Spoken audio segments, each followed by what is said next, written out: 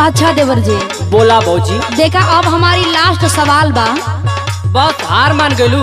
अरे हार ना बन गई हो देवर जी, अभी तो चापे स्टार्ट कैनी हो।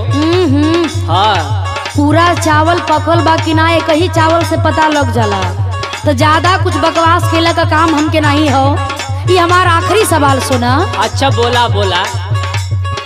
कौन चीज दबावला पर गिरेला सफेद, तू बतावा देवरू। अरे? तू बतावा देवरू, अब करा जोनी लेट, तू बतावा देवरू।